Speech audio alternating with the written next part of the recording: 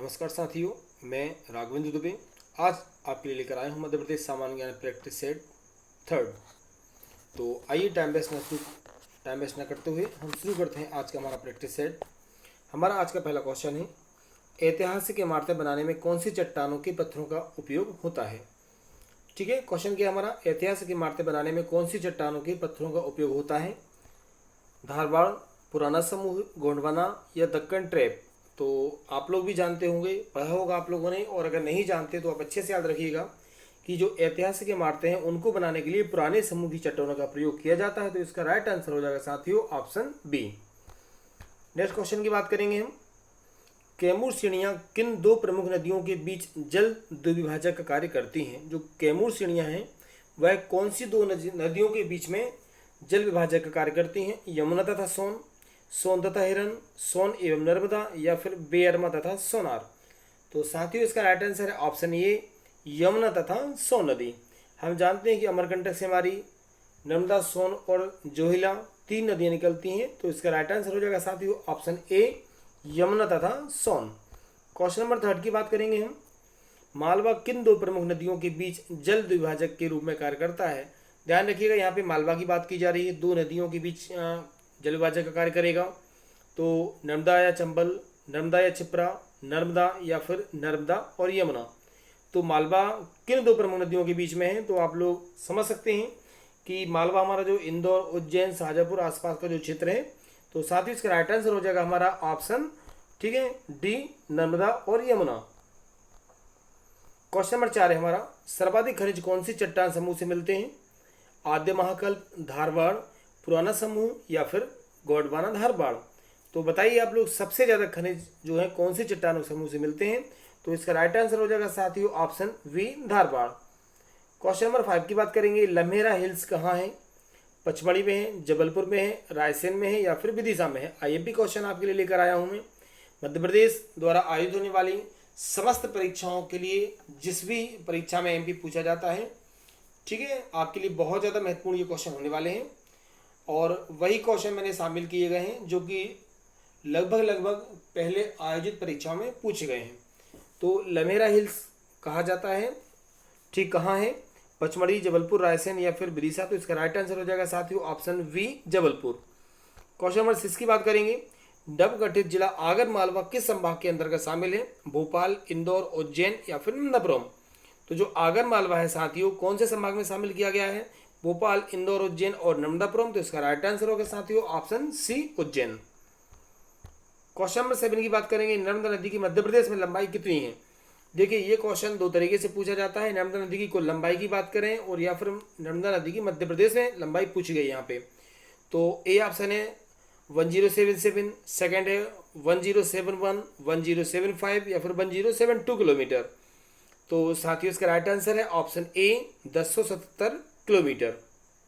ठीक है, इसके बाद क्वेश्चन नंबर 8 देखते हैं। क्वेश्चन नंबर 8 है हमारा, भारतवर्ष का सबसे अधिक आदिवासी जनसंख्या वाला राज्य कौन सा है। असम है, उड़ीसा है, मध्य प्रदेश है या फिर बिहार है।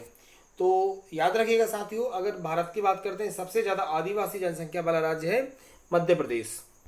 ठीक है साथियों, क्वेश्चन नंबर 9 की बात करेंगे, अरावली एवं विंध्य श्रृंखलाओं के मध्य कौन सा पठार स्थित है। ठीक है, मालवा का पठार है, छोटा नागपुर का पठार है, दक्कन का पठार है या फिर प्रायद्वीपीय पठार है। तो अरावली और विंध्य श्रृंखलाओं की अगर हम बात करें तो इनके बीच में है ऑप्शन ए, मालवा का पठार। क्वेश्चन नंबर 10 की बात करेंगे, मध्य प्रदेश में ग्राम स्वराज योजना लागू की गई 26 जनवरी 2000, 26 जनवरी 2001, 26 जनवरी 2002 या फिर 26 जनवरी 2003। तो बहुत ज़्यादा महत्वपूर्ण क्वेश्चन है, याद रखेंगे आप लोग। मध्य प्रदेश में ग्राम स्वराज योजना जो है वो 26 जनवरी 2001 को लागू की गई थी। ऑप्शन बी इसका राइट आंसर हो जाएगा। क्वेश्चन नंबर 11 की बात करेंगे हम, मध्य प्रदेश के किस जिले का भौगोलिक क्षेत्रफल सबसे ज़्यादा है। मीन्स क्या है कि मंडला है, छिंदवाड़ा, सिवनी या फिर जबलपुर। क्वेश्चन और भी कई तरीकों से आ सकता है, याद रखेंगे आप लोग। क्षेत्रफल की दृष्टि से मध्य प्रदेश का सबसे बड़ा जिला कौन सा है। तो इसका राइट आंसर हो जाएगा साथियों ऑप्शन बी, छिंदवाड़ा। ठीक है, क्वेश्चन नंबर अगर हम 12 की बात करेंगे, किस राज्य को भारत का हृदय कहा जाता है। उत्तर प्रदेश, राजस्थान, मध्य प्रदेश और दिल्ली। क्वेश्चन बहुत आसान है लेकिन कई बार परीक्षाओं में पूछा गया है, आपको याद रखना है। आंसर बड़ी आसानी से आप लोगों को भी बता दिया होगा आप लोगों ने। तो इसका राइट आंसर है साथियों ऑप्शन सी मध्य प्रदेश। ठीक है, मध्य प्रदेश को हम भारत का हृदय प्रदेश कहते हैं। मध्य प्रदेश को आप लोग जानते हो नदियों का मायका भी कहा जाता है। क्वेश्चन नंबर हम 13 की बात करेंगे। मध्य प्रदेश में सबसे बड़ा भूभाग किस क्षेत्र में आता है? सतपुड़ा के क्षेत्र में, नर्मदा घाटी क्षेत्र में, मालवा का पठार या फिर बघेलखंड का पठार। मध्य प्रदेश का जो सबसे बड़ा भूभाग है, हम जानते हैं कि मध्य प्रदेश को भौगोलिक दृष्टि से हमने 7 भागों में विभाजित किया है। तो सबसे बड़ा जो भूभाग है वो किस क्षेत्र के अंतर्गत आता है साथियों? तो हम लोग जानते हैं इसका राइट आंसर हो जाएगा ऑप्शन सी मालवा का पठार, जो कि सबसे बड़ा भूभाग है। क्वेश्चन नंबर 14 की बात करेंगे। निम्न में से मध्य प्रदेश के किस भाग में सबसे अधिक ऊंची चोटियां हैं? बघेलखंड में है, सतपुड़ा में है, नर्मदा घाटी में है या फिर मालवा में है? तो इसका राइट आंसर हो जाएगा साथियों ऑप्शन बी सतपुड़ा। हम जानते हैं कि मध्य प्रदेश की सबसे ऊंची चोटी है 1350 मीटर ऊंची धूपगढ़, जो कि सतपुड़ा में स्थित है। तो इसका राइट आंसर हो जाएगा सतपुड़ा। क्वेश्चन नंबर 15 देखेंगे। भोपाल से पहले मध्य प्रदेश की राजधानी कहाँ थी? नागपुर, इंदौर, रायपुर या फिर उज्जैन? ठीक है, आप लोगों को मालूम है कि 1956 में मध्य प्रदेश का गठन हुआ, भोपाल इसकी राजधानी बनाई गई। उस समय भोपाल सीहोर जिले की एक तहसील था। लेकिन जब मध्य प्रदेश अगर 1956 के पहले की बात करें, part A, part B, part C में डिवाइडेड था। उस समय अगर मध्य प्रदेश की राजधानी की बात करें तो वो नागपुर हुआ करती थी। इसका राइट आंसर हो जाएगा option A Nagpur. Question number 16 की बात करेंगे। नर्मदा घाटी किन पर्वत श्रृंखलाओं के बीच स्थित है?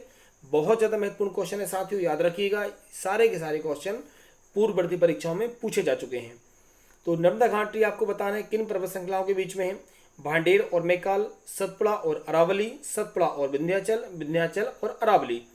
तो देखिए, आप हमेशा याद रखिएगा, आप पहले एमपी का अच्छे से मैप जरूर देखें एक बार। तो साथ ही उसका राइट आंसर हो जाएगा ऑप्शन सी सतपुड़ा और विंध्याचल। ठीक है, क्वेश्चन नंबर हम 17 की बात करेंगे। नर्मदा घाटी उदाहरण है व्रंश घाटी का, व्रंश कगार का, ग्रीवा खंड का या फिर हास्ट का? ये भी पीएससी में पहले पूछा जा चुका है क्वेश्चन। नर्मदा घाटी उदाहरण है, तो बताएं आप लोग साथियों क्या आंसर हो सकता है? नर्मदा घाटी उदाहरण है, तो इसका राइट आंसर हो जाएगा साथियों ऑप्शन बी व्रंश घाटी। क्वेश्चन नंबर 18 की बात करेंगे। बालाघाट जिले की सीमा किस राज्य की सीमा को छूती है? बालाघाट उत्तर प्रदेश को टच करेगा, राजस्थान, गुजरात या फिर छत्तीसगढ़?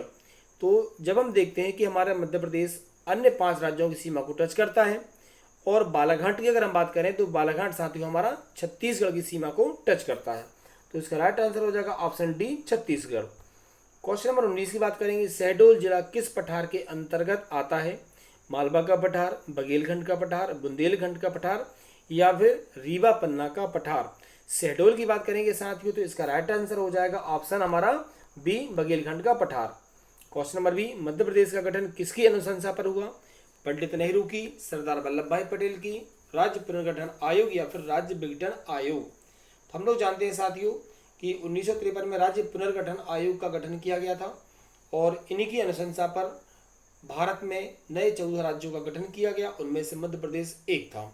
तो इसका राइट आंसर हो जाएगा साथियों ऑप्शन सी राज्य पुनर्गठन आयोग। याद रखेंगे आप लोग। क्वेश्चन नंबर 21 की बात करेंगे। कर्क रेखा मध्य प्रदेश के किस पठार को 2 भागों में विभाजित करती है? छोटा नागपुर के पठार को, मालवा के पठार को, बुंदेलखंड के पठार को या फिर रीवा पन्ना के पठार को? तो याद रखिएगा, कर्क रेखा जो है मध्य प्रदेश के बताएं छोटा नागपुर का पठार, मालवा का पठार, बुंदेलखंड का पठार या फिर रीवा पन्ना का पठार? तो इसका राइट आंसर हो जाएगा साथियों हमारा ऑप्शन बी मालवा का पठार। मध्य प्रदेश की सबसे ऊंची चोटी धूपगढ़ स्थित है महादेव पहाड़ियों पर, राजपीपला पहाड़ियों पर, मैकल श्रेणी पर या फिर कैमूर पहाड़ियों पर? तो इससे पहले मैं आपको धूपगढ़ जो है महादेव या सतपुड़ा पहाड़ियों पर स्थित है, आपको पहले ही बता चुका हूँ आज ही के प्रैक्टिस सेट में। तो इसका हमारा राइट आंसर हो जाएगा साथियों ऑप्शन ए महादेव पहाड़ियों में। क्वेश्चन नंबर बात करेंगे 23 की। मध्य प्रदेश में कौन सी अक्षांश रेखा गुजरती है? भूमध्य रेखा, मकर रेखा, कर्क रेखा या फिर उत्तरी ध्रुव व्रत रेखा? तो साथ ही उसका राइट आंसर है हमारा ऑप्शन सी कर्क रेखा। क्वेश्चन नंबर 24 की बात करेंगे। चंबल घाटी मध्य प्रदेश के किस भौतिक विभाग में स्थित है? बघेलखंड के पठार में, बुंदेलखंड के पठार में, मध्य भारत पठार में या फिर विद्य कगारी प्रदेश में? तो हमारा इसका राइट आंसर हो जाएगा साथियों हमारा ऑप्शन सी मध्य भारत का पठार। और हमारे प्रैक्टिस सेट का आज का लास्ट क्वेश्चन। चंबल बेसिन में सबसे उत्तरी जिला कौन सा है साथियों? मुरैना है, ग्वालियर है, रीवा है या फिर धार है? तो चंबल बेसिन के सबसे उत्तरी जिले की अगर बात करें साथियों तो इसका राइट आंसर हो जाएगा ऑप्शन ए मोरेना। ठीक है, उम्मीद करता हूं कि आज के क्वेश्चन आपको बहुत अच्छे लगे होंगे। अगर आपको वीडियो पसंद आता है तो वीडियो को ज़्यादा से ज़्यादा लाइक कीजिए, कमेंट कीजिए और शेयर कीजिए। आप सभी का बहुत बहुत धन्यवाद। और उम्मीद करूंगा कि जिन साथियों ने मेरे चैनल को सब्सक्राइब नहीं किया है वो सभी मेरे चैनल को जरूर सब्सक्राइब करें। धन्यवाद।